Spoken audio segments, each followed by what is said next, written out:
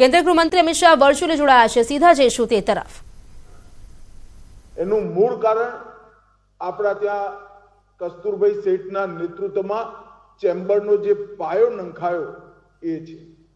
એને આપણા યુવાનોમાં ઉદ્યોગ સાહસિકતા, એક પ્રકારથી કુને અને દુનિયામાં ગમે ત્યાં વેપાર કરવાની ધગસ, એનો પાયો નાખવાનું કામ કસ્તુરભાઈના નેતૃત્વમાં ચેમ્બરે કર્યું અને લગાતાર 75 વર્ષ સુધી ચેમ્બરે એ પરંપરાને જાળવી રાખી, સરકારો સાથે સંવાદ જાળવ્યો, જનતાના હિતોની પણ ચિંતા કરી। અનેક પ્રકારના કુદરતી આફતોમાં ચેમ્બર જનતાની સાથે ખભે ખભો મિલાવી ઊભી રહી અને આપણા ત્યાં જે જૂની શ્રેષ્ઠીઓની પરંપરાથી, મહાજનોની પરંપરાથી એને પણ જાળવી રાખવાનું કામ કર્યું। ચેમ્બર 75 વર્ષ પૂરા કરી 100 વર્ષ તરફ જાય ત્યારે ચેમ્બર ઓફ કોમર્સે શું કરવું જોઈએ? મિત્રો, આજે સવારે હું વિચારતો હતો હું તમારી સાથે શું વાત કરું। મને લાગે છે ચેમ્બરના અત્યારના કરતા ધરતાઓએ આ 75 વર્ષથી 100 વર્ષની યાત્રાનો રોડમેપ પ્રોફેશનલી પણ તૈયાર કરાવવો જોઈએ અને ગુજરાતના વિકાસ સાથે સંરેખિત કરી, એલાઇન કરી એને આગળ પણ વધારવો પડે કે શું આપણે આ 100 વર્ષમાં નક્કી કરી શકીએ કે આપણા ત્યાં લાંબી ટ્રેડિંગની જે ચેન છે એ આપણી આર્થિક ગતિવિધિનું સૌથી મોટું જમા પાસું છે। આ ટ્રેડિંગની ચેન કર્ટેલ થયા વગર આખી ટ્રેડિંગની ચેન ગામની અંદર છૂટક વેપારી સુધીથી લઈ મેન્યુફેક્ચરિંગ સુધીની ટ્રેડિંગની ચેન ડિજિટલ ટ્રાન્ઝેક્શનની અંદર સમાવેશ કરવા માટે આ 25 વર્ષનો આપણો રોડમેપ આપણે તૈયાર કરવો જોઈએ। ગુજરાતના યુવાનોની ઔદ્યોગિક સાહસિકતા, સફળતા નિષ્ફળતા તો અનેક કારણો સાથે જોડાયેલી છે, પણ સાહસિકતાનો ગુણ ગુજરાતના યુવાનોનો સમાપ્ત ના થાય, એને ઉત્તેજન મળે, એને પ્રોત્સાહન મળે, એના માટેની ચેમ્બરે યોજના બનાવવી પડે। જે વિદ્યાર્થીઓ આજે મેનેજમેન્ટમાં ભણે છે, જે વિદ્યાર્થીઓ ચાર્ટર એકાઉન્ટન્સીનો કોર્સ કરે છે, જે વિદ્યાર્થીઓ એન્જિનિયરિંગનો કોર્સ કરે છે, એ સૌની અંદર ઉદ્યોગ સાહસિકતાના આપણા ડીએનએમાં રહેલા ગુણો એને સંરક્ષિત અને સંવર્ધિત કરવાનું કામ ચેમ્બરે વિચારવું જોઈએ। એમએસએમઈ એ આપણું સૌથી મોટી ધાતી છે, સૌથી મોટી મૂડી છે। કોઈ પણ મોટી ઇન્ડસ્ટ્રીના આજે શરૂઆતમાં જઈએ 25-50 વર્ષ પહેલા તો એને લઘુ ઉદ્યોગ તરીકે શરૂઆત કરી। ગુજરાતના લઘુ ઉદ્યોગોએ ન કેવલ ગુજરાત દેશના ઔદ્યોગિક વિકાસને ખૂબ સારું પરિણામ આપ્યું છે। Gujarat chamber of commerce and ઇન્ડસ્ટ્રીએ લઘુ ઉદ્યોગોની આ પરંપરાને સ્ટાર્ટઅપ સાથે જોડી આધુનિક બનાવી આપણા યુવાનો માટે એક સક્ષમ તંત્ર ઉપલબ્ધ કરાવવું જોઈએ અને એના માટે સરકાર અને લઘુ ઉદ્યોગ નાખવા માટે તૈયાર યુવાન સાહસિક બેની વચ્ચે કડી બનવાની એક સ્થાયી તંત્ર Gujarat chamber of commerce and ઇન્ડસ્ટ્રીએ બનવું જોઈએ અને એની સાથે સાથે પાયોનિયર ઇન્ડસ્ટ્રીની સાથે એન્સિલરી ઇન્ડસ્ટ્રી દ્વારા પણ આપણા એમએસએમઈને આગળ કઈ રીતે વધારી શકાય, એક પાયોનિયર ઇન્ડસ્ટ્રી ગુજરાતમાં આવે, એની સાથે અનેક ગુજરાતના યુવાનો એન્સિલરી ઇન્ડસ્ટ્રી એને અનુષાંગિક ઉદ્યોગોથી જોડવાનું કામ ચેમ્બરે કરવું પડે અને આના માટે ચેમ્બરે એક સ્થાયી તંત્ર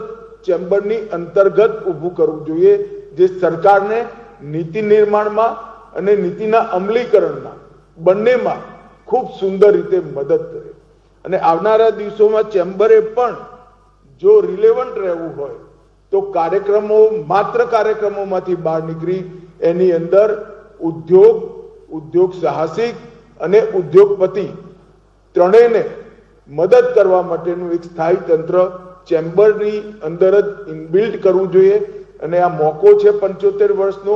એ વખતે જો ચેમ્બરના પદાધિકારીઓ નક્કી કરે અને પ્રોફેશનલ ટીમ હાયર કરી આ તંત્ર ઊભું કરે તો આવનારા 25 વર્ષ સુધી ચેમ્બરની રિલેવન્સી તો બનેલી રહેશે જ, પણ સાથે સાથે સરકાર અને નવા ઉદ્યોગપતિઓ, સરકાર અને યુવાનો વચ્ચે, સરકાર અને વિકાસ કરવા માંગતા ઉદ્યોગપતિઓ વચ્ચે સાંકળ બનવાનું, એક ચેન બનવાનું બહુ સરળતાથી થઈ શકે. ગુજરાતમાં આજે ટ્રેડથી લઈ ટેકનોલોજી સુધી, આઈટીથી ઇન્ફ્રાસ્ટ્રક્ચર સુધી અને એમએસએમઈથી સ્ટાર્ટઅપ અને પાયોનિયર ઇન્ડસ્ટ્રી સુધી દરેક પ્રકારની ઇન્ડસ્ટ્રીને ખૂબ સુંદર રીતે ગુજરાત સરકારે સમાવેશ કરી એક સુંદર ઇન્ડસ્ટ્રીયલ વાતાવરણનો ગુલદસ્તો બનાવ્યો છે. ગુજરાતની અંદર ઇન્ડસ્ટ્રી નાખવાથી આજ કોઈ એ નથી વિચારતું કે કેટલી સબસિડી મળશે. બધા એ જ વિચારે છે સુવિધાઓ અને ઇન્ડસ્ટ્રીને અનુકૂળ વાતાવરણ, મિનિમમ પોલિટિકલ ઇન્ટરફિયરન્સ અને હડતાલો વગરનું તંત્ર એ ગુજરાતની અંદર જ ઉપલબ્ધ છે. ગુજરાતના બંદરનો જે આપણને દરિયા કિનારાનો નેચરલ ફાયદો મળ્યો છે એને પણ ઇન્ફ્રાસ્ટ્રક્ચર ડેવલપમેન્ટથી આપણે એનું ઓપ્ટિમમ યુટિલાઇઝેશન કરવામાં આપણે સફળતા પ્રાપ્ત કરી છે. એના કારણે ગુજરાતનો વિકાસ આજ સમગ્ર દેશની અંદર આંખે ઉડીને વળગે એવો વિકાસ આપણે કરી શકાય. નરેન્દ્રભાઈ જ્યારે ગુજરાતના મુખ્યમંત્રી હતા ત્યારે પણ હું એમની કેબિનેટનો સદસ્ય હતો. એમને દરેક વખતે ચાહે ઓક્ટ્રોય નાબૂદ કરવાની હોય, ચાહે નવી નીતિઓને સ્વીકારવાની હોય, ચાહે વેટ દાખલ કરવાનો હોય, દરેક વખતે ચેમ્બર સાથે સાર્થક ચર્ચા કરી વેપારીઓની, ઉદ્યોગપતિઓની અને લઘુ ઉદ્યોગોની ત્રણેયની વાત સાંભળી નિર્ણયો કર્યા હતા અને એના કારણે ખૂબ સુંદર સંવાદનું વાતાવરણ બન્યું અને ભૂપેન્દ્રભાઈએ એને ઓર મજબૂત કરવાનું કામ કર્યું છે. નરેન્દ્રભાઈએ એ વખતે નીતિ બનાવી હતી, જો ઇન્ફ્રાસ્ટ્રક્ચર મજબૂત હોય તો અર્થવ્યવસ્થા ઓટોમેટિક મજબૂત થાય, અર્થવ્યવસ્થા મજબૂત હોય તો દરેક નાગરિકના જીવનમાં આપોઆપ સશક્તતા અને સુવિધા બંને આવે અને એના કારણે જ આજે ગુજરાત ગ્લોબલ ઇકોનોમીનો ગેટવે બની દેશના વિકાસમાં બહુ મોટો ફાળો આપી રહ્યું છે. મિત્રો, આજે ચેમ્બરે एक्सपो 2025 ની આજથી શરૂઆત થાય છે. ગુજરાત કા વિઝન ગ્લોબલ એમ્બિશન એ સૂત્ર સાથે આજે ચેમ્બર આગળ વધે છે. મને વિશ્વાસ છે કે સૂત્રને સાર્થક કરવામાં ચેમ્બરના મિત્રોને સફળતા મળશે. 300 થી વધુ વિભિન્ન સેક્ટરોના ઇનોવેશનના અહીંયા પર લોકોને આમંત્રિત કર્યા છે. 15,000 થી વધુ વિઝિટર્સ મુલાકાત લેશે અને 3 દિવસીય એક્સપોમાં એમએસએમઈ ને બ્રાન્ડિંગ અને આઈપીઓ બાબતની પૂરી જાણકારી આપવાનું, D2C બ્રાન્ડ્સની વૈશ્વિક ઉપસ્થિતિ પર ચર્ચા, યુવાઓ સાથે વિઝન 2047 નો સંવાદ અને ભારતના ડિજિટલ ટ્રાન્સફોર્મેશન પરની ચર્ચા સામેલ છે. આ બધા વિષયો એક પ્રકારથી ન કેવલ ગુજરાત, ભારતના અર્થતંત્રને મજબૂત કરવાવાળા વિષયો છે. વિકસિત અને સસ્ટેનેબિલિટી એવા વિષય, એ વિષયને પણ એમાં સામેલ કરવામાં આવ્યો છે. મિત્રો, લગભગ 1949 થી ચેમ્બરે પોતાનું કામ શરૂ કર્યું અને ચેમ્બરે ગુજરાતના વિકાસની અંદર એક અભૂતપૂર્વ યોગદાન આપ્યું છે. લગભગ 75 થી વધુ સંસ્થાઓ અને 2.5 લાખથી વધુ ઔદ્યોગિક નાના સંગઠનો એની સાથે જોડાયેલા છે અને ચેમ્બરે grow business and transform Gujarat એ સૂત્રને ચરિતાર્થ કરવા માટે પૂરું જોર લગાવી સરકારની સાથે એક સુંદર સંવાદ સ્થાપિત કર્યો છે અને વાઇબ્રન્ટ ગુજરાતની જે ગ્લોબલ સફળતાની ચર્ચા છે એમાં પણ ગુજરાત ચેમ્બર ઓફ કોમર્સ અને ઇન્ડસ્ટ્રીનો ખૂબ મોટો રોલ રહ્યો છે. મિત્રો, 2001 થી 2025 ભૂકંપની ત્રાસથી લઈ આજ પાયોનિયર ઇન્ડસ્ટ્રીનું હબ બનવા સુધીની ગુજરાતની આ યાત્રા, એની અંદર ચેમ્બરના રોલને કોઈ નકારી શકાય એમ નથી.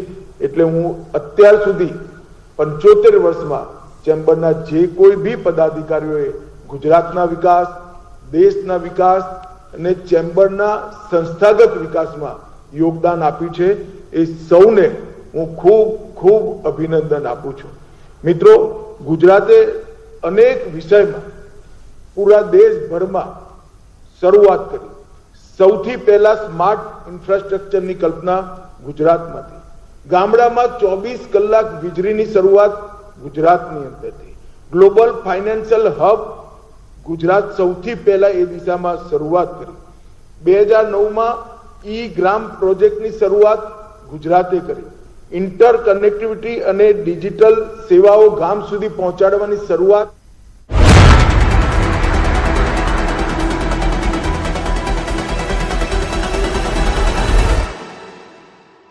સુનો.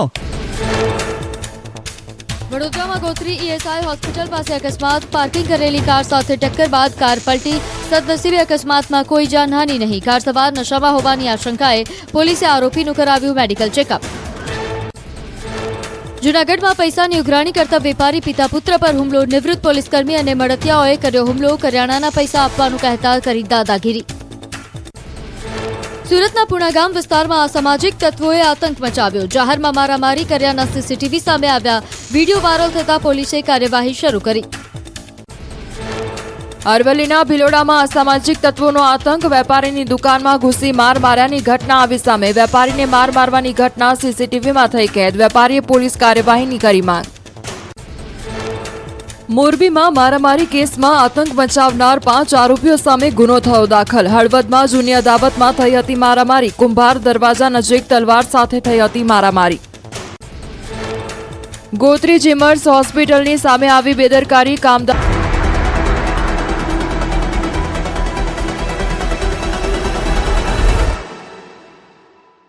વધારે ગ્રેજ્યુએટ્સ અને ટેકનિકલ ગ્રેજ્યુએટ બહાર પાડવાનો દેશ કોણ? તો ભારત. અને ઉર્જા ક્ષમતાના ગ્રોથ રેટમાં પણ સૌથી પહેલા નંબરે ભારત છે. આટલા બધા ઇનિશિયેટિવ આ 10 વર્ષની અંદર આ નરેન્દ્ર મોદીજીના નેતૃત્વમાં થયા. એનું કારણ હોલિસ્ટિક, મલ્ટી ડાયમેન્શનલ અને હોલ ઓફ ગવર્મેન્ટ એપ્રોચના કારણે આ પરિવર્તન આવ્યું છે. અને એ એપ્રોચને ભૂપેન્દ્રભાઈએ પણ કોઈ સોળ શરાબો કર્યા વગર વિનમ્રતા સાથે દ્રઢતાથી ગુજરાતમાં પણ પ્રસ્થાપિત કરવાનું કામ કર્યું છે.